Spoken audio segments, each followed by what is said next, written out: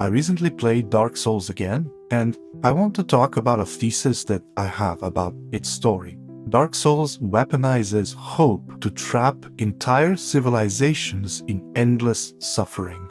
The game's central antagonist might not be the undead curse at all, but rather this belief that linking the fire will save the world. Hear me out. So, most players finish Dark Souls thinking they've just become heroes, having defeated Gwyn and linked the first flame to save the kingdom from darkness. Roll credits. But there's another way to read this story, one where you've just perpetuated the exact cycle of suffering that destroyed countless civilizations before you. And the truly brilliant part is that the game convinced you it was the right thing to do. Let's explore what might really be happening in Lordran, the lie at the heart of everything. Now, Dark Souls presents you with a fairly simple premise. The first flame is fading, and if it goes out, the Age of Dark will consume everything. The undead curse spreads while the world dies, and only you, the chosen undead, can link the fire and restore the natural order. But what if none of that is the truth, or at least the complete truth? Only half the story, the half that those in power want you to believe. The first flame is not some eternal natural force that's meant to burn forever. It's dying because that's what fires do. The Age of Fire was always meant to be temporary, a single age in a cycle of ages where fire gives way to dark, and dark would eventually give way to something new. That's the natural progression of the world. But Gwyn didn't want his age to end, and so when the flame began to fade, he made a choice that would doom the world for thousands of years by linking the fire with his own soul, which essentially artificially extended the Age of Fire beyond its natural lifespan. And this is where everything went wrong. Here's what the game doesn't tell you upfront. Linking the fire doesn't fix anything permanently. It's just a temporary solution that requires an enormous sacrifice, burning a powerful soul as fuel. And once that fuel runs out, the flame fades again, the world needs another sacrifice and another, forever. This is the cycle. And everyone trapped in it suffers because Gwyn refused to let go. How the undead curse might actually work. So the undead curse appears directly connected to the fading of the first flame. When the fire weakens, humans begin to hollow. They lose their purpose, they lose their memories, their humanity, and everything that makes them who they are. Now, here's where it gets interesting. What if the curse exists because the Age of Fire is being artificially prolonged? Because in a natural cycle, the Age of Fire would end, the Age of Dark would begin, and humans, beings born from the Dark Soul, would thrive in darkness. The undead curse might actually be trying to correct itself, pushing back against Gwyn's unnatural extension of his age. Think about what this means. Every hollow you encounter, every undead suffering in Lordran, every civilization destroyed by the curse, all of it might be collateral damage from Gwyn's refusal to accept change. The chosen undead exists solely to throw themselves into the fire and buy a little more time before the curse spreads again. By linking the fire, you're not curing the undead curse, you are perpetuating the exact conditions that cause it. The architecture of false hope. So if linking the fire makes everything worse, why does everyone push you towards it? Now that is where the manipulation becomes honestly kind of fascinating. So Kingseeker Frampt presents himself as your guide and mentor, calling you the chosen undead destined to succeed Lord Gwyn and link the fire. He offers cryptic wisdom, upgrades your equipment, and provides some direction in a confusing world. He is helpful and friendly, and he's pointing you towards your destiny. But consider his motivations.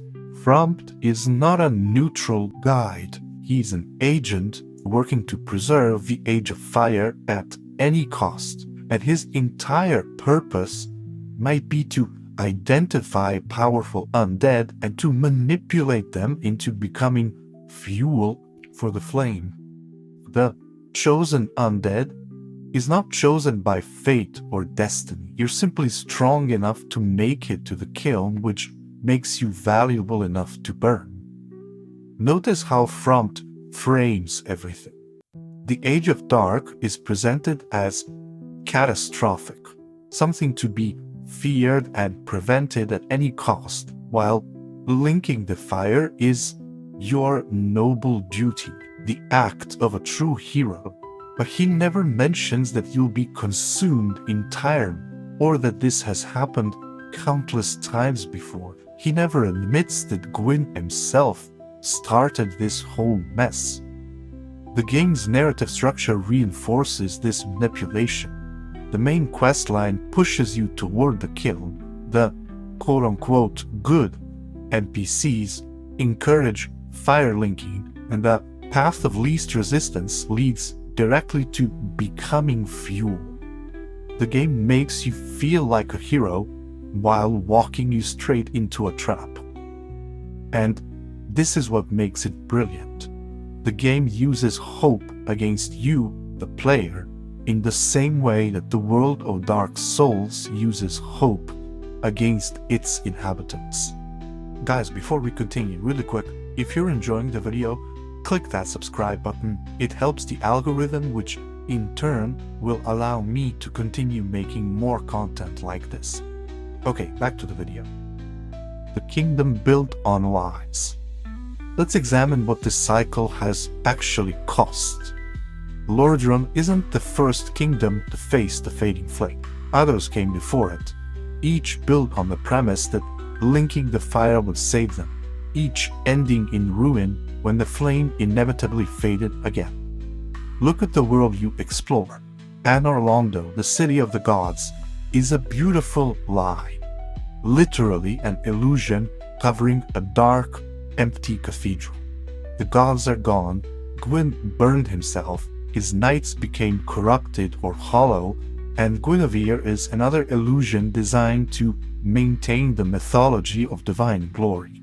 The Witch of Izalith tried to recreate the first flame when it began to fade, perhaps hoping to prevent the coming darkness. But the result was the bed of chaos and the creation of demons, an entire species of monsters born from desperate and false hope that something could replace what was naturally dying.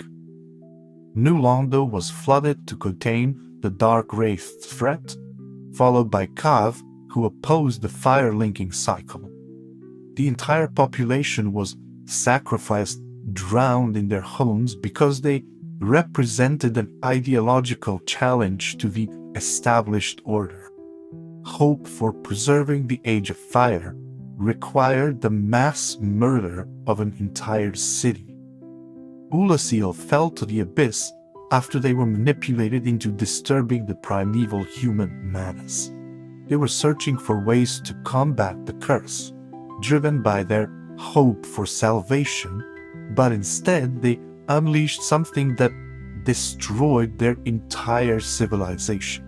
Each of these tragedies shares a common thread: the desperate hope that the Age of Fire could be preserved, that the natural cycle could be stopped, that sacrifice would lead to salvation kept driving people forward, and each time that hope led to even greater suffering. The alternative you're never told about. Here's where the game gets really interesting. There's another serpent in Lordran, Darkstalker Koth. He offers you a completely different interpretation of events. According to Koth, the Age of Dark isn't apocalyptic. It's the natural next phase. Humans are beings of darkness, descended from the furtive pygmy who found the Dark Soul. The Age of Fire was Gwyn's age, the Age of Gods. The Age of Dark would be humanity's age. By linking the fire, you're not saving the world. You're preventing humanity from inheriting what should rightfully be theirs. Now, is Koth telling the truth? That's the brilliant question the game poses. He could be just as manipulative as Frampt, using you for his own purposes. But the fact that this alternative perspective exists at all is crucial. It reveals that the obvious path the game presents isn't the only interpretation. The game gives you a choice, but it weights that choice heavily toward one side. Most players don't even meet Koth on their first playthrough. The narrative momentum pushes you toward Frampt's interpretation. You have to actively resist the expected path to even hear the counter-argument. This might be the point. The game could be showing you how propaganda works, how institutional power shapes belief, how hope can be weaponized when it's the only option you're given. Hope as a control mechanism. Let's step back and look at the bigger picture this reading reveals. In this interpretation, hope isn't presented as inherently good or bad. It's a tool. Gwyn, Frampt, and the institutions built around fire-linking use hope to maintain control. They offer suffering people a narrative where their pain has meaning, where their sacrifice serves a greater purpose, where the nightmare will end if they just keep believing. The chosen undead prophecy might be particularly insidious through this lens.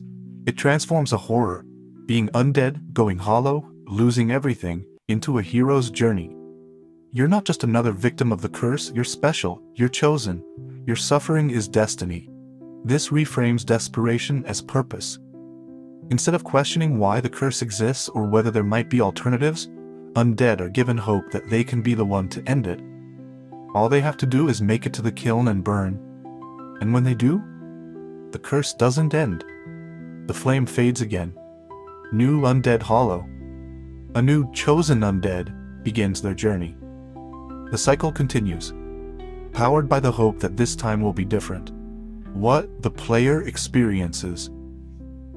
The genius of Dark Souls might be that it makes you complicit in this system. The game is difficult. You die constantly. You lose your souls, your progress, your patience. It's punishing and often feels hopeless. But the game gives you just enough, a bonfire, a helpful message, a victory against a tough boss to keep you going. It gives you hope. And what do you do with that hope? You push forward. You don't question the larger narrative because you're too focused on immediate survival. You accept Frampt's guidance because you need direction in the chaos. You link the fire because that's what heroes do, and after everything you've been through, you want to be the hero. The player experience might mirror the in-game experience of the chosen undead. You're being manipulated through hope, but because you're the one making the choices, it doesn't feel like manipulation. It feels like determination, like courage, like triumph. Only after the fact, when you really examine what happened, do you realize you were given a choice, but the game was designed to make you choose one specific option. Not through force, but through hope. The dark ending as liberation. This reading makes the alternate ending, walking away from the flame, letting it die, look very different. In the link the fire ending, you become fuel. You burn. The cycle continues. In the Dark Lord ending, you walk away. You let the Age of Fire end. You allow the natural progression to occur, whatever that might bring. The game presents this as the dark ending, the morally ambiguous choice. But through this philosophical lens, it might actually be the hopeful ending. Not hope for preserving what exists, but hope that something new and potentially better can emerge from change. It's the ending where you refuse to be fuel, where you reject the manipulation, where you say that endless suffering in the name of preserving the past isn't worth it, even if the alternative is uncertain. Why this matters. So what does this interpretation reveal about Dark Souls as a work of art? It suggests the game might be exploring how systems of power use hope to perpetuate themselves, even when those systems cause immense suffering. How institutions convince people that sacrifice is noble rather than questioning why sacrifice is necessary.